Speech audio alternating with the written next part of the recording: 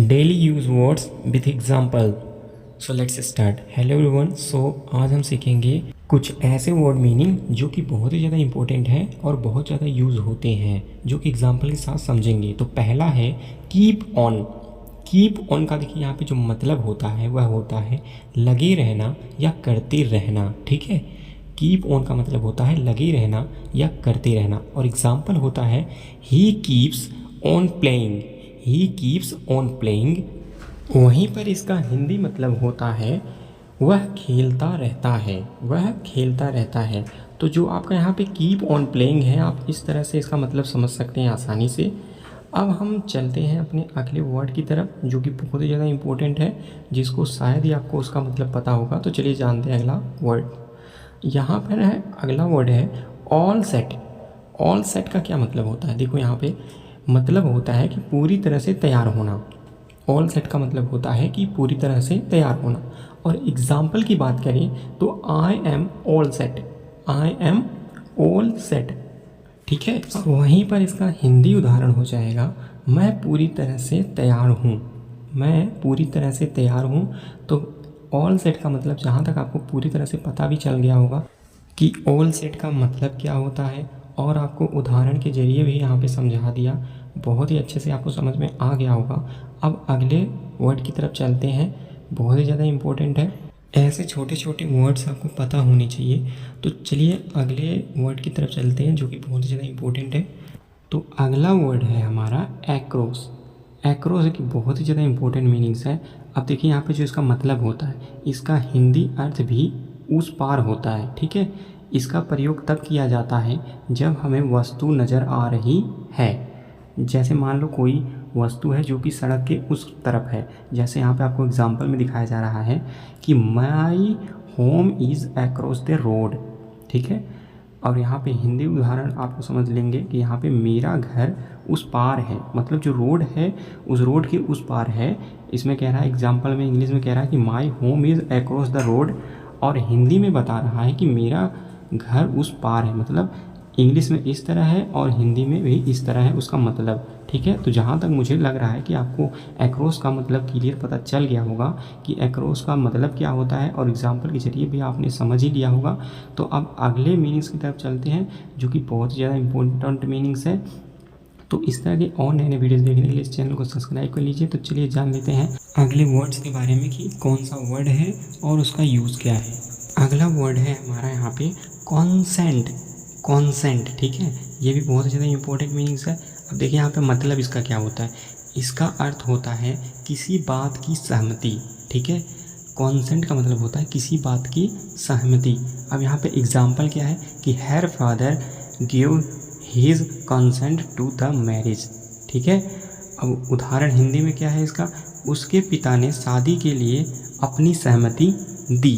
ठीक है, कि एक लड़का है जो उसके पिता से अपनी सहमति मांगता है और उसके पिता इस तरह बोलते हैं। मतलब एग्जाम्पल के तौर पे आप समझ सकते हो कि कॉन्सेंट का मतलब होता है कि किसी को सहमति देना होता है। ठीक है, अब अगला वर्ड की तरफ चलते हैं, जो कि बहुत ही ज़्यादा इंपॉर्टेंट है, बहुत ही ज़्यादा इजी भी है। ठीक है, वीडियो चाहे जितना भी लॉन्ग हो, लेकिन हमें आपको समझाना है, तो प्लीज़ ध्यान से समझ लीजिए कि हर एक एक वर्ड का मतलब अच्छे से आप समझ लीजिए। इतना ही हम चाहते हैं, तो प्लीज़ वीडियो को लाइक कर दीजिए, चैनल को सब्सक्राइब कर लीजिए। चलिए अगले वर्ड की तरफ चलते हैं। अगला वर्ड है यहाँ पर हमारा सीन्स।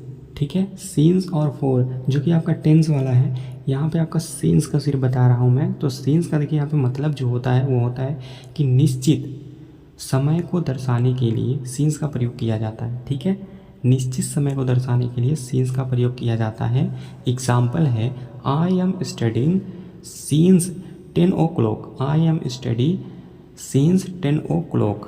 हिंदी में उदाहरण है मैं सुबह 10 बजे से पढ़ाई कर रहा हूँ। मैं सुबह 10 बजे से पढ़ाई कर रहा हूँ। तो यहाँ पे आपको समझ सकते हो कि यहाँ पे आपको टाइम आपको देखने को मिल गया, मतलब कुछ निश्चित समय। आपको यहाँ पे मतलब भी बताया जा रहा है कि आपको इसमें निश्चित समय दर्शाने की बात होती है। तो सीन्स का मतलब यही होता है। ठीक है, अब हम बढ़ते हैं अपने अगले वर्ड की तरफ, जो कि बहुत ही ज़्यादा इम्पोर्टेंट है। शायद ही आपको उसका मतलब पता होगा। तो चलिए जान लेते हैं अगले वर्ड के बारे में।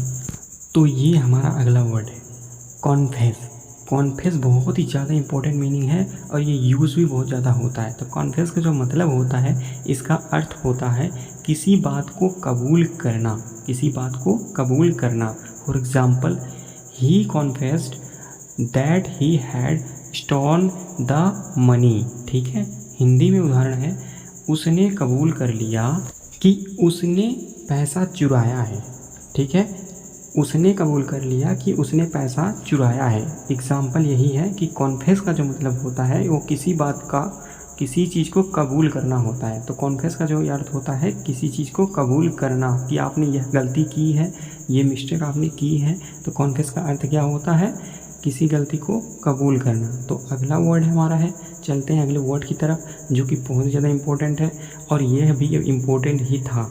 तो चलिए जान लेते हैं अगले वर्ड की तरफ, देखते हैं कि कौन सा वर्ड हमारा होने वाला है। तो चलिए देखते हैं। सो अगला वर्ड हमारा है यहाँ पे एट लीस्ट। एट लीस्ट ये भी बहुत ज़्यादा यूज़ होता है, जो कि देखो इसमें मेरा कहने का मतलब ये नहीं है, मैं बताने का मतलब मैं आपको सिर्फ एक शब्द कह के भी बता सकता हूँ, लेकिन आपको यहाँ पे मुझे समझाने की बात है कि आपका जो वर्ड है ये कैसे यूज़ होता है, इसका उदाहरण क्या है, सब मैं समझा रहा हूँ क्लियर के साथ, मतलब क्लियर कर रहा हूँ आपको। ठीक है, और वैसे मैं बताने को तो मैं आपको एक वर्ड भी बता सकता था, उसका मतलब भी बता सकता था, लेकिन आपको यहाँ पर समझाने की बात हो रही है। तो यहाँ पर जो मतलब यहाँ पर इसका है वो होता है कम से कम। और वहीं पर एग्ज़ाम्पल की बात करें तो I read at least 1 book every month, मतलब मैं हर महीने एक किताब पढ़ता हूँ। ठीक है, मैं हर महीने एक किताब पढ़ता हूँ। एट लीस्ट का मतलब होता है कम से कम। तो आप यहाँ पे एग्जाम्पल के जरिए भी आप समझ सकते हो कि मैं हर महीने एक किताब पढ़ता हूँ। अब अगला वर्ड हमारा है ऑन। ऑन, जो कि आपको बहुत ही ज़्यादा छोटा वर्ड लग रहा है, बहुत ही ज़्यादा सिंपल लग रहा है, लेकिन काफ़ी लोगों का इसका यूज़ नहीं पता, इसका मतलब नहीं पता। ठीक है, तो इस वीडियो में हम इसको भी जान ही लेंगे। ठीक है, तो यहाँ पे मतलब क्या है, देखिए यहाँ पे मतलब जो होता है इसका, जब कोई एक वस्तु किसी दूसरी वस्तु के ऊपर हो तो ऑन का प्रयोग होता है। ठीक है, जब कोई एक वस्तु किसी दूसरी वस्तु के ऊपर हो तो ऑन का प्रयोग होता है। अब एग्ज़ाम्पल देखते हैं यहाँ पे, pen is kept on the table. Pen is kept on the table, उदाहरण पेन टेबल पर रखा हुआ है, मतलब पेन टेबल के ऊपर है या फिर वहाँ पे टेबल के ऊपर रखा हुआ है। तो अब यहाँ पे ऑन का मतलब आपको समझ में आ गया होगा। जब कोई एक वस्तु किसी दूसरी वस्तु के ऊपर हो तो ऑन का प्रयोग होता है। अब यहाँ पे जो ऑन का मतलब होता है वह आपको पता चल गया, ऑन का मतलब होता है पर। ठीक है, मतलब की बात करें तो सिर्फ पर होता है। और यहाँ पर अगर हम उदाहरण मतलब एग्जाम्पल मतलब यूज़ कैसे होता है, तो यहाँ पे मैंने बताया है कि जब कोई एक वस्तु किसी दूसरी वस्तु के ऊपर रखा हो तो ऑन का प्रयोग होता है, और सिर्फ ऑन का मतलब होता है पर। Example, pen is kept on the table, pen table के ऊपर रखा हुआ है। नेक्स्ट वर्ड है हमारा, वो भी बहुत ज़्यादा इम्पोर्टेंट है। तो चलिए देखते हैं नेक्स्ट वर्ड को। नेक्स्ट वर्ड है सीक ऑफ। सीक ऑफ, यहाँ पे देखिए जो सीक ऑफ है इसका मतलब जो होता है ना, उसको तंग आ जाना। ठीक है, तंग आ जाना।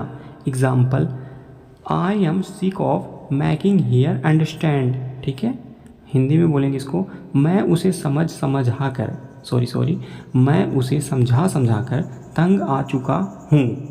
ठीक है, तो जिसे आप किसी को समझाते हैं कि ये गलती मत करो, बार बार उसे समझाते हैं लेकिन उसे समझ नहीं आता, तो आप वहाँ पे बोल सकते हैं सीक ऑफ, मतलब मैं उसे समझा कर तंग आ चुका हूँ लेकिन उस गधे को समझ नहीं आ रहा है। ठीक है, तो आप वहाँ पर सीक ऑफ का यूज़ कर सकते हो। ये बहुत ही ज़्यादा इंपॉर्टेंट मीनिंग्स है जो कि इन सब का बहुत ज़्यादा यूज़ होता है, तब मैंने छाट के लाया हूँ आप लोगों के लिए। तो चलिए अगले मीनिंग्स की तरफ चलते हैं। एनीवे, एनीवे का हिंदी मतलब होता है वैसे भी। एग्जाम्पल है, I don't go to such parties anyway, और हिंदी में कहेंगे वैसे भी मैं ऐसी पार्टियों में नहीं जाता हूँ। तो जहाँ तक मुझे लगता है कि आपको एनीवे का भी मतलब समझ में आ गया होगा। एनीवे का मतलब होता है वैसे भी। इसी तरह के और नए एजुकेशनल वीडियोस देखने के लिए इस चैनल को सब्सक्राइब कर लीजिए। मिलते हैं नेक्स्ट वीडियो में, तब तक के लिए टेक केयर, बाय बाय।